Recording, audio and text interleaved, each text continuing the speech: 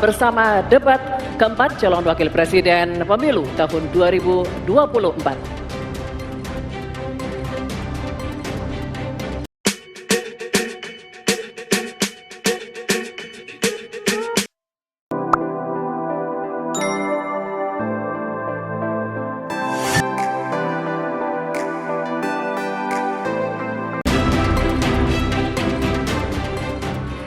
Terima kasih Anda masih menyaksikan debat keempat calon wakil presiden pemilu tahun 2024. Bapak Ibu sekalian, di segmen keempat ini, ketiga calon wakil presiden akan saling tanya jawab. Ini mungkin adalah segmen yang paling dinanti.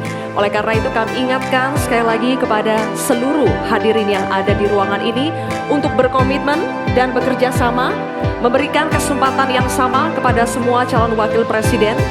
Mohon untuk dihargai ketika para calon wakil presiden sedang saling tanya jawab. Sepakat Bapak Ibu semua? Terima kasih, mohon kerjasamanya sekali lagi.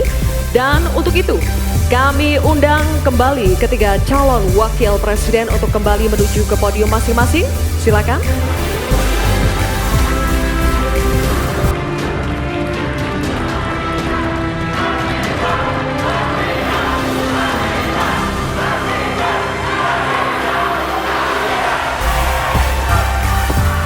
Baik, Bapak-bapak, cukup. Ini adalah segmen tanya jawab. Jawaban akan ditanggapi oleh calon wakil presiden penanya dan selanjutnya akan direspon kembali oleh calon wakil presiden yang menjawab.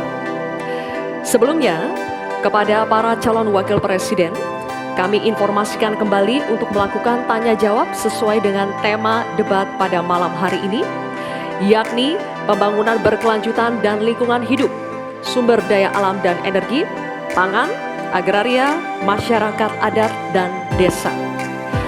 Jika menggunakan singkatan atau terminologi, mohon diberikan penjelasannya agar pertanyaannya jelas dan dimengerti oleh calon wakil presiden lainnya.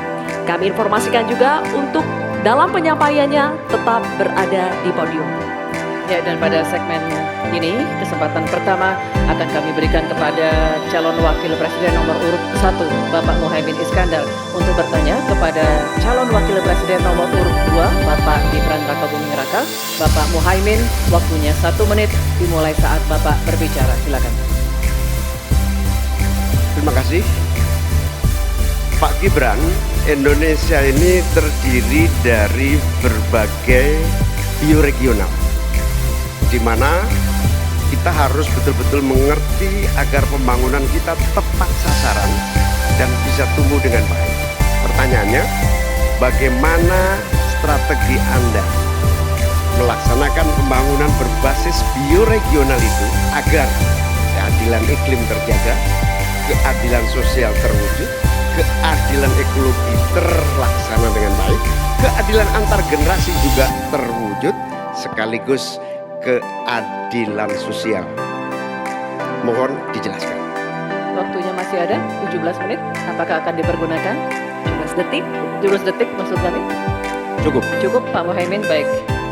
Kini kami persilakan calon wakil presiden nomor urut 2 Bapak Gibran Rakabuming Raka untuk menjawab. Waktunya 2 menit dimulai saat Bapak berbicara. Silakan. Gus Muhaimin ini lucu ya. Menanyakan masalah lingkungan hidup, tapi itu kok pakai botol-botol plastik itu. Padahal saya, Pak Ganjar, Prof Mahfud pakai botol kaca. Itu gimana itu komitmennya? Botol plastik semua itu. Tapi nggak apa-apa. Kita kembali lagi ke topik ya. Intinya di sini kita sudah berkomitmen untuk yang namanya pembangunan tidak boleh lagi Jawa sentris. Harus mulai Indonesia sentris. Kemarin Gus Muhaimin menolak IKN, tidak apa-apa, akan kita lanjutkan dan akan kita perkuat IKN itu. Sekali lagi, yang namanya pembangunan yang masif harus memperhatikan aspek lingkungan, sosial, dan keberlanjutannya. Kita pastikan mencari titik tengah, sekali lagi titik tengah, titik keseimbangan. Membangun hilirisasi industri, tapi harus memperhatikan lingkungan hidup. Menggenjot produktivitas para petani sektor maritim, tapi juga harus menjaga keseimbangan alam. Pastikan sekali lagi AMDAL, analisa lingkungan, sustainability report bisa tersajikan dengan baik, dan pastikan menggandeng pengusaha-pengusaha lokal, UMKM lokal. Jadi tidak besar sendiri tapi ikut membesarkan yang lain. Intinya adalah anggaran ini dipakai untuk kesejahteraan rakyat. Pemerataan pembangunan itu penting, dan sekali lagi pembangunan yang masif harus memperhatikan sisi-sisi lingkungan hidup, karena sekali lagi yang namanya bencana kekeringan, banjir, kenaikan air laut ini ancamannya sudah ada di depan mata, dan ini adalah ancaman yang sangat nyata. Terima kasih. Baik, ini kami persilakan. Nanti ada waktunya. Nanti ada waktunya. Cukup. Cukup. Kami persilakan calon Wakil Presiden nomor urut 1 Bapak Muhaimin Iskandar untuk menanggapi. Waktunya 1 menit Bapak di saat berbicara akan dimulai. Silakan. Pertanyaan saya tidak terjawab sama sekali. Karena di undang-undang kita juga dinyatakan bahwa potensi bioregional kita itu ada, bahwa wilayah nasional kita itu bukan terbagi bukan saja sekedar karena politik dan administrasi, tetapi ekosistem lingkungannya ada, sekaligus juga komunitas masyarakat yang tumbuh juga menjadi pertimbangan. Sehingga Papua misalnya, jangan pernah salah dalam membangun Papua. Papua harus berbasis pemerataan dan keadilan yang sempurna. Maluku misalnya, dengan kekuatan maritimnya, Maluku menjadi bioregional untuk pengembangan ekonomi kelautan dan perikanan. Jawa misalnya, keberlanjutan pembangunan yang menumbuhkan potensi ekonomi secara pertumbuhan. Baik, waktunya habis Pak Muhaimin. Kami persilakan calon Wakil Presiden nomor urut 2 Bapak Gibran Rakabuming Raka untuk merespon tanggapan dari Bapak Muhaimin Iskandar. Waktunya 1 menit. Kami persilakan. Katanya tidak menjawab pertanyaan, tapi Gus Muhaimin malah ngomongin pemerataan pembangunan. Itu kan tadi yang saya omongin, Gus. Pemerataan pembangunan yang tidak lagi Jawa sentris, harus Indonesia sentris. Pembangunan IKN sebagai simbol transformasi pembangunan Indonesia, Papua, dan lain-lain. Itu kan tadi udah saya jawab. Intinya sekali lagi, pembangunan tidak boleh lagi Jawa sentris, harus lebih memperhatikan masyarakat terutama yang ada di luar Jawa, biar bisa merasakan akses konektivitas yang lebih baik lagi, menurunkan inflasi, menurunkan Gini rasio, meningkatkan peluang kerja, menumbuhkan titik pertumbuhan ekonomi baru. Itu tadi kan udah saya jawab, Gus. Mungkin Gus Muhaimin juga tidak paham dengan pertanyaan yang diberikan ke saya. Mungkin itu kan dapat contekan itu dari Pak Tom Lembong mungkin ya. Terima kasih. Masih ada waktu, Pak Gibran, cukup? Tenang. Tenang. Cukup. Bisa kami minta kerjasamanya? Baik, baru saja kita simak bersama calon Wakil Presiden nomor urut 1 dan 2 saling bertanya jawab.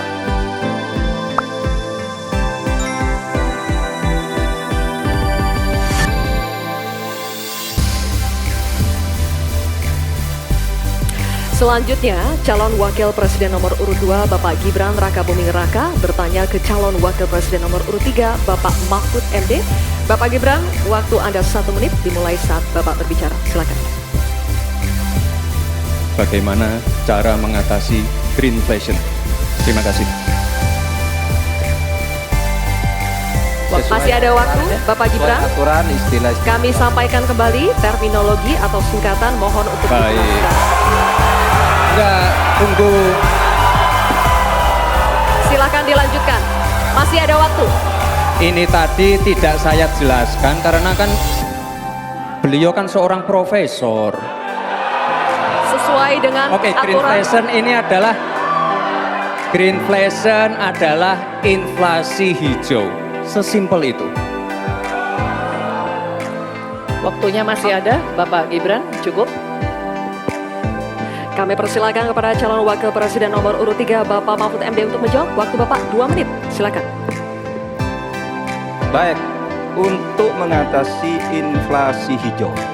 Apa sih inflasi hijau? Itu kan ekonomi hijau.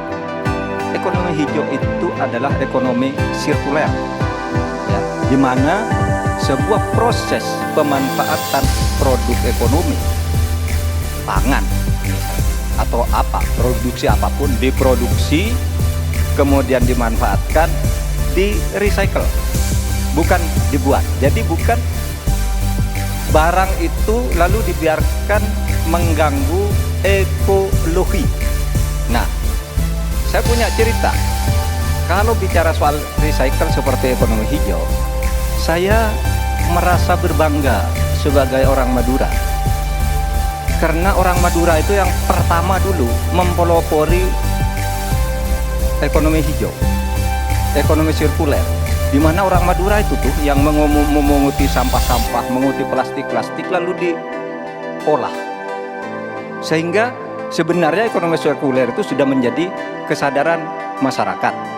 Nah, oleh sebab itu kalau untuk mengatasi inflasi itu tentu yang paling gampang kan kebijakan-kebijakan. Diatur saja jatahnya. Di sini kan harus ada data. Kecenderungannya di sini begini, kebijakannya harus begini. Kecenderungannya di sini begini, kebijakannya harus begini. Nah, itulah yang kita pahami tentang ekonomi hijau, ya, inflasi hijau dan sebagainya dan sebagainya. Nah, saudara, banyak hal yang harus kita lakukan. Karena misalnya ya, ukuran kemajuan ekonomi kita selalu diukur dari sekitar 5 hal. Misalnya pertumbuhan, kemiskinan, ketimpangan, dan 2 lainnya. Tetapi ada satu yang harus ditambahkan, yaitu emisi. Baik Pak Mahfud, waktu Anda habis. Terima kasih. Selanjutnya, kami persilakan kepada calon wakil presiden nomor urut 2 Bapak Gibran Rakabuming Raka untuk menanggapi. Waktu Anda 1 menit, silakan.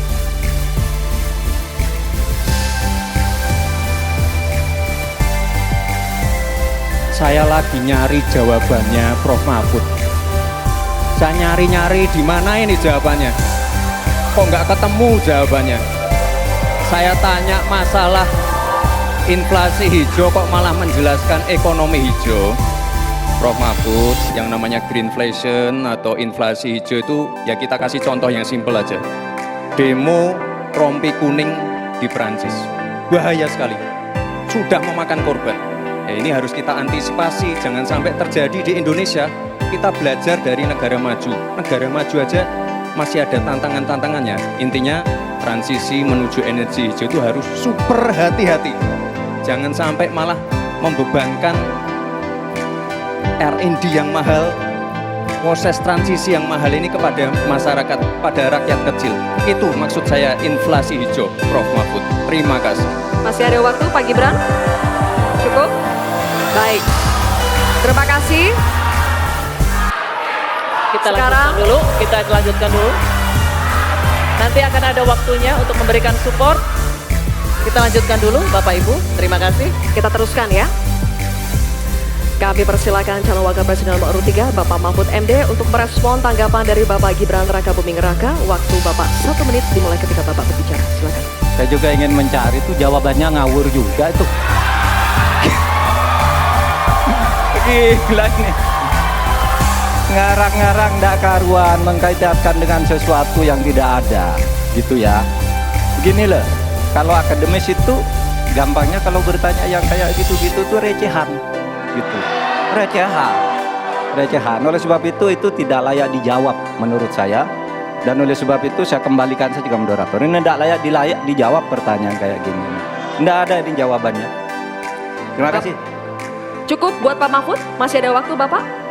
Saya kembalikan. Cukup ya? Baik. Saya kembalikan. Tidak ada gunanya menjawab. Ya. Baik. Bapak Ibu, demikianlah tadi interaksi saling tanya jawab antara calon wakil presiden nomor urut 2 dengan calon wakil presiden nomor urut 3. Terima kasih.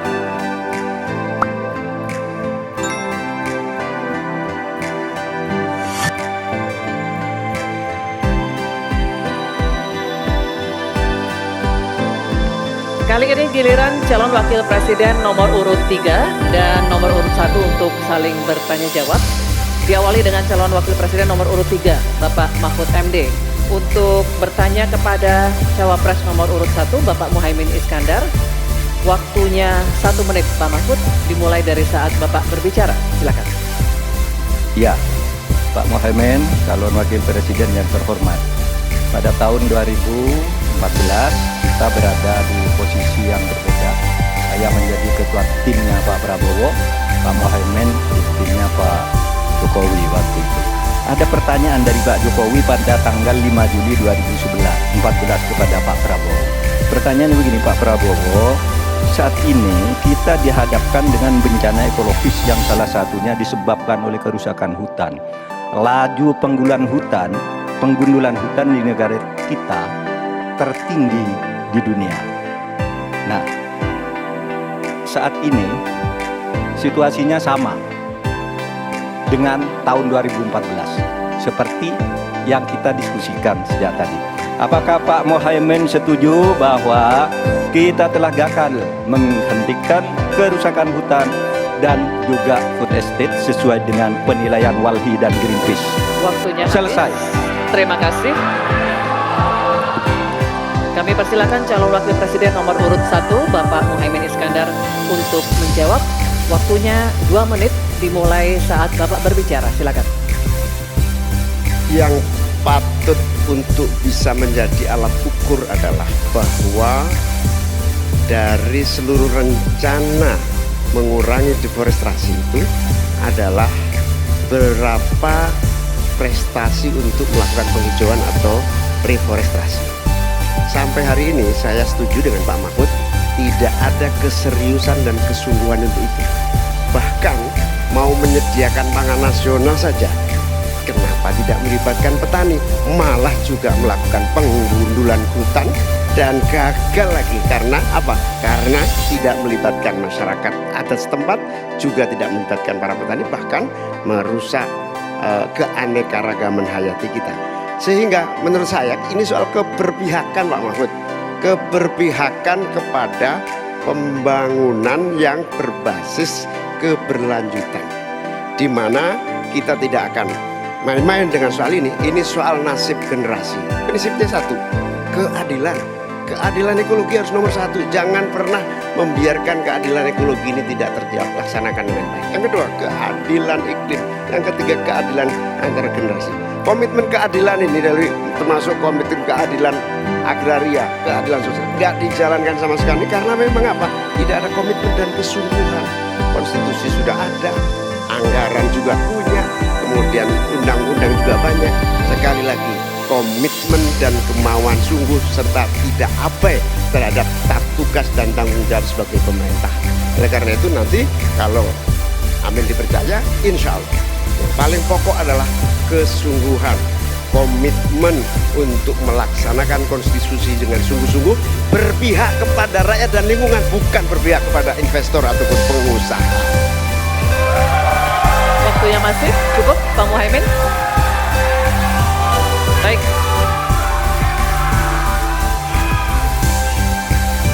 Ini kami persilakan cawapres nomor urut 3 Bapak Mahfud MD untuk menanggapi. Waktunya 1 menit.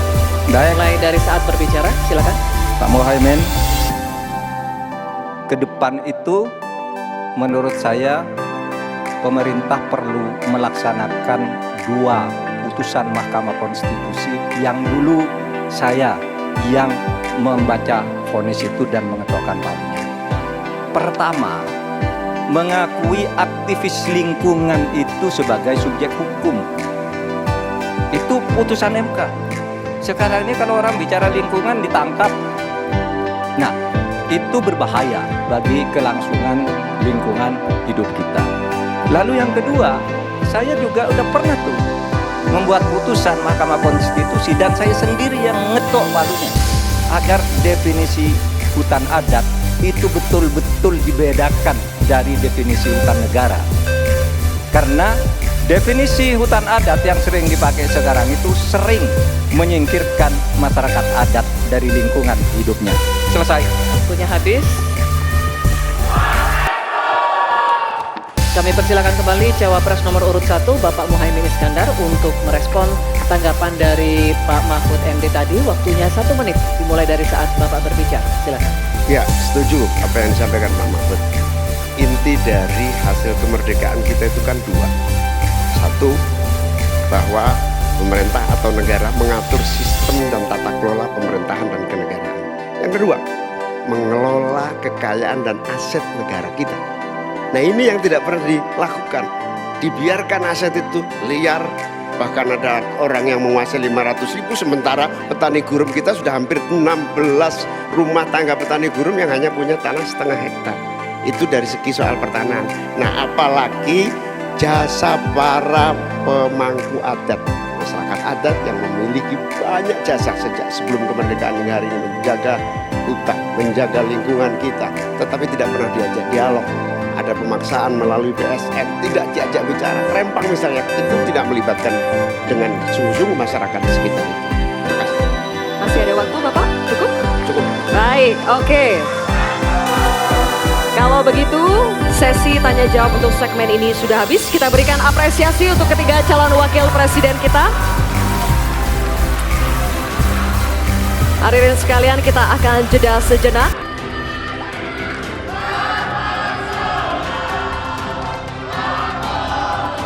Di segmen berikutnya kami akan perdalam visi, misi, dan juga program kerja para calon wakil presiden melalui berbagai pertanyaan dari para panelis. Tetaplah bersama debat keempat calon wakil presiden pemilu tahun 2024.